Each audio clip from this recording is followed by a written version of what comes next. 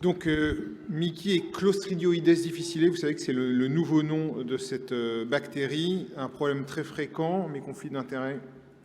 Donc, cette bactérie, c'est une bactérie à gram positif, anaérobie, sporulée, très répandue dans l'environnement, avec une forme végétative qui est très sensible à l'oxygène et une forme sporulée qui est bien sûr très résistante. On estime qu'au moins 3% des adultes sains sont porteurs asymptomatiques de cette bactérie. C'est probablement très sous-estimé. La transmission, elle se fait par voie orofécale. Et les conditions pour induire l'infection à C. diff, c'est d'avoir une altération du microbiote intestinal et le plus souvent lié à une antibiothérapie.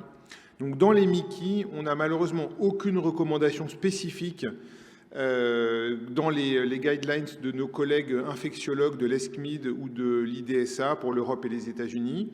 On n'a pas de données d'études prospectives, et alors que c'est un problème vraiment important, puisque parmi les patients hospitalisés pour une poussée de Mickey, on a constaté 8 à 10% d'infections à Clostridium difficile, Clostridioides difficile, avec en gros 2 fois plus de cas chez les patients avec une RCH qu'une maladie de Crohn.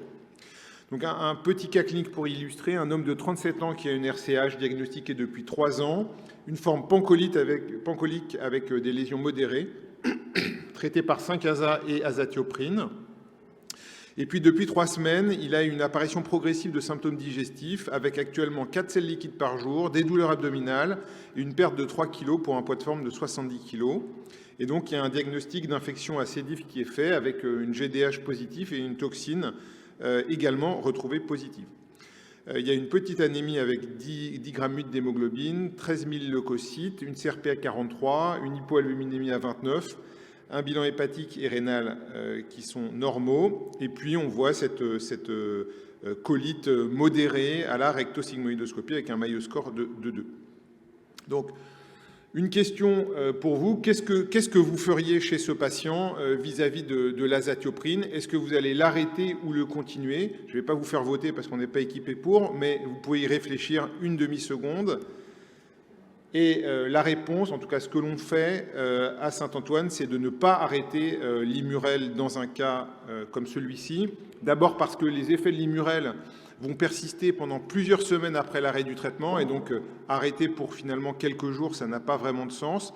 Et comme vous allez voir, la pathogénèse de l'infection à C. diff dans les Mickey, elle est assez complexe. Donc, comme vous le savez, chez un patient qui n'a pas de Mickey, le plus souvent, il va avoir un microbiote sain, et ce sont les antibiotiques qu'il va prendre, quelle qu'en soit la raison, qui vont perturber ce microbiote et induire, en tout cas favoriser l'émergence de cette infection assez difficile. Chez nos patients atteints de Mickey, il n'y a pas besoin d'antibiotiques, puisque comme vous le savez, leur microbiote est altéré de base, et donc une infection assez difficile doit être évoquée même s'il n'y a pas eu de prise d'antibiotiques. Ce que l'on sait, c'est que l'altération du microbiote chez nos patients atteints de Mickey, elle est corrélée à l'inflammation dans l'intestin et au risque de rechute. Et on sait qu'il y a cette forme de cercle vicieux avec une infection assez difficile qui peut déclencher une poussée de Mickey, et en même temps une poussée de Mickey qui peut déclencher une infection assez difficile. Donc ce qu'il faut comprendre chez nos patients atteints de Mickey, c'est que l'infection assez difficile, en fait, elle reflète un mauvais contrôle de la maladie. Et donc, lorsqu'on a une infection qui survient chez un de nos patients, évidemment qu'on doit traiter l'infection assez difficile, mais on doit aussi, et je dirais même presque surtout, traiter la Mickey sous-jacente, qui est probablement sous-traitée. Et donc, dans ce cas-là, il ne faut pas arrêter un traitement immunosuppresseur qui est en cours. Donc chez ce patient, toujours le même de 37 ans, quelle option thérapeutique vous pouvez considérer? Des corticoïdes, une antibiothérapie, antibiotiques et corticoïdes, anti-TNF, antibiotiques, anti-TNF, chirurgie. Je vous laisse 2 secondes pour réfléchir. Donc nous, ce que l'on ferait dans ce cas-là, c'est de laisser les traitements qui sont en cours chez ce patient, donc en l'occurrence l'azatioprine et les 5-ASA.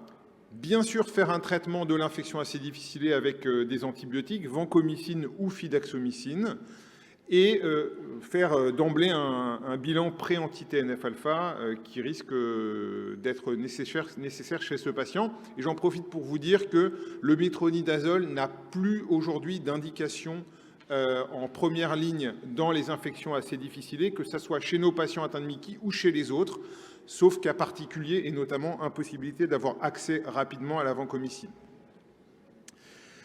Donc, pour reprendre, dans ce cercle vicieux, l'objectif chez nos patients, c'est d'agir sur les deux bras de ce cercle vicieux, à la fois, bien sûr, l'infection avec les antibiotiques, mais aussi sur l'inflammation intestinale liée à la Mickey avec des immunosuppresseurs, après, bien sûr, l'initiation de l'antibiotique. Donc, un mot sur la transplantation de microbiote fécal. Donc, je vous rappelle que c'est aujourd'hui la seule indication de ce type de traitement.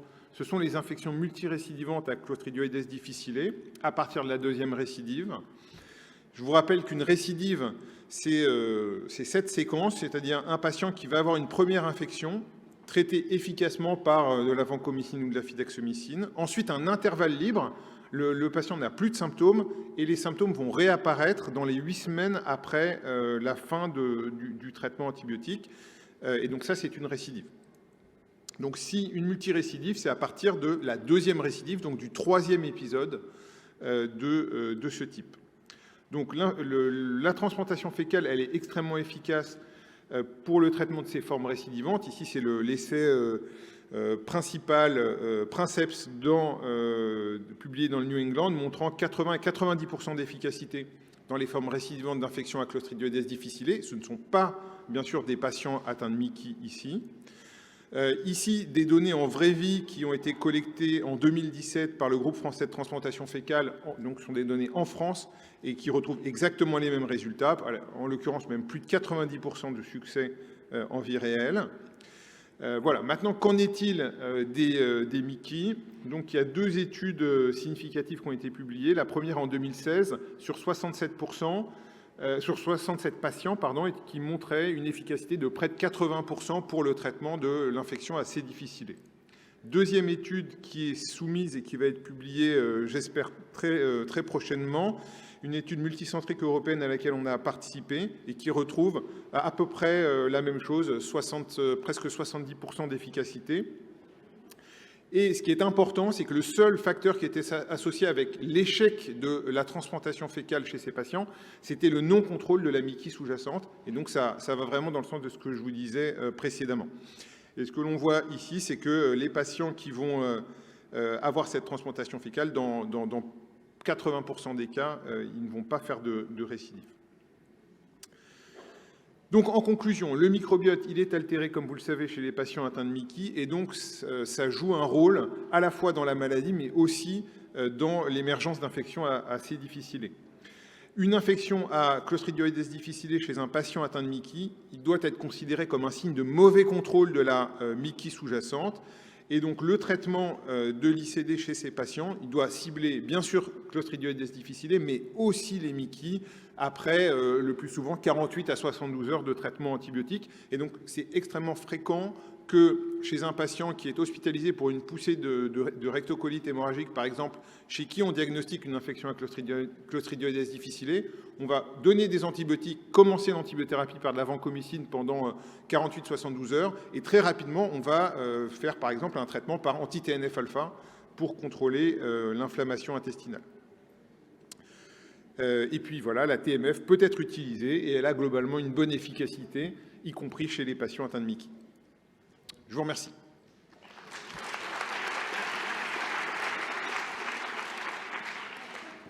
Est-ce qu'il y a des questions avant d'aller déjeuner? Oui, Harry, j'ai une petite question. C'est par là. Est-ce que tu fais une décroissance lente de la vanco chez les patients qui ont une Mickey, en disant qu'ils sont plus graves, plus à risque? Ou tu fais standard? Non, je fais standard.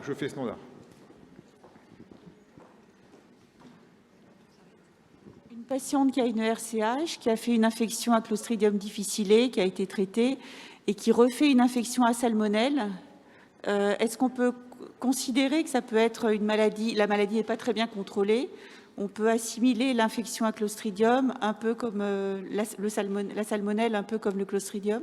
Non, je ne pense pas qu'on puisse assimiler les deux types d'infections. C'est vraiment des mécanismes différents, même si on sait que lorsqu'on prend un antibiotique, le le risque de faire une infection intestinale de rencontre, par exemple à salmonelle, est plus important. Mais on peut pas assimiler, mélanger ces deux types d'infections. Il y a une dernière question pour Lucine. Bien. Merci beaucoup, Harry. Question peut-être provocatrice. Comment, en 2022, on se procure des selles pour nos patients qui font des récidives de Clostridium? Comment on se procure des selles pour nos patients qui font des récidives? Pour faire une transplantation fécale? Ouais. Comment se procurer les selles? Eh bien, tu as la réponse sur cette diapositive. Le centre de transplantation de fécale de la PHP, que j'ai le plaisir de coordonner, qui s'occupe de trouver des donneurs, de faire une banque et de fournir des selles en région parisienne essentiellement, mais aussi chez nos collègues de province. Et on en a envoyé de manière assez régulière ces derniers mois.